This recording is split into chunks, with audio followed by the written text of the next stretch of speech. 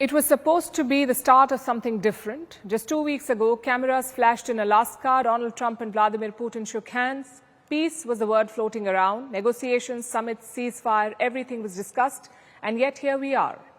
2 weeks later, there is no peace. There is not even a pause. Instead, the war has escalated into one of its deadliest phases. Kyiv is reeling under its biggest attack in months. Били БПЛАшками, вон там видно пожар очень. Что там? Стил, да? Голову держите, голову держите.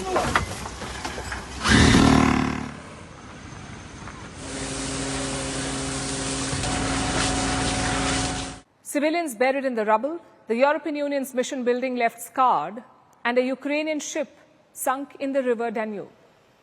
So what exactly happened? Why did peace talks collapse into fire and smoke? First, let's start with the latest in the Ukrainian capital. It was a night of fire for Kyiv. The capital did not sleep. Overnight, Russia unleashed nearly 600 drones and more than 30 missiles, all in one coordinated attack. 23 people were killed, including 4 children. Dozens more were pulled out of burning apartments. At least 48 people were wounded. The strikes damaged buildings in 33 locations across all 10 districts of the city of Kyiv. So this was not just another bombardment. It was one of Russia's largest combined aerial strikes since the war began. Ukraine says it downed most of the drones.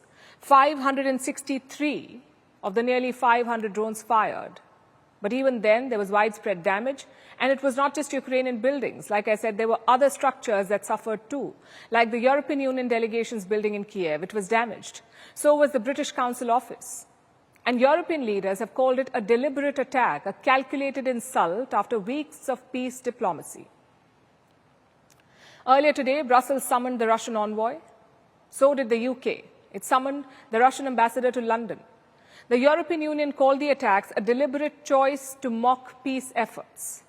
I'm outraged by the attack on Kyiv, also hitting our EU offices. This was the deadliest drone and missile attack on the capital since July. And as you can see behind me on the screen, it was an attack also on our delegation. Even the White House could not ignore it. Press Secretary Caroline Leavitt said President Trump was not too happy about this. I know what the president thinks because I talked to him about this. He was not happy about this news, but he was also not surprised. These are two countries that have been at war for a very long time. Russia launched this attack on Kyiv. And the violence was not limited to the skies. Russia used naval drones to sink a Ukrainian ship, the Simferopol. It's a reconnaissance ship. It was launched just a few years ago. This was Ukraine's largest naval vessel in a decade, and now Russian sea drones have taken it down. Ukraine has confirmed the attack. One sailor was killed in this assault. Several others were wounded, and many are also missing.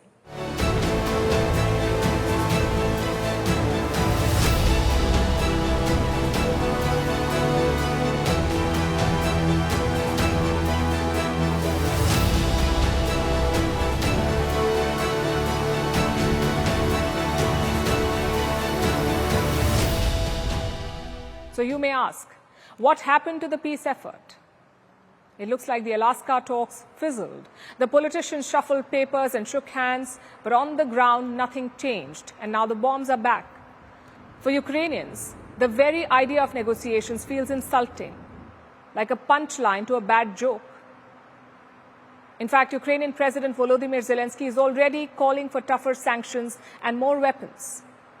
The EU is preparing to impose more penalties. It wants to push through yet another sanctions package. It will be the 19th package since the war began.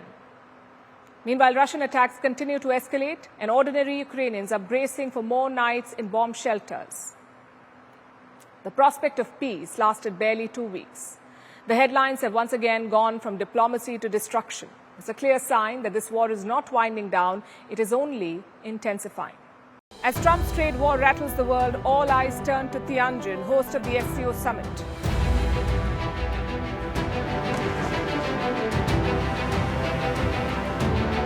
Prime Minister Modi makes his first visit to China in 7 years. India's policy of multi-alignment faces its biggest test. Will the outreach to China open the door to a new partnership? And will talks with Russia add weight to India's stance against trade wars and tariffs?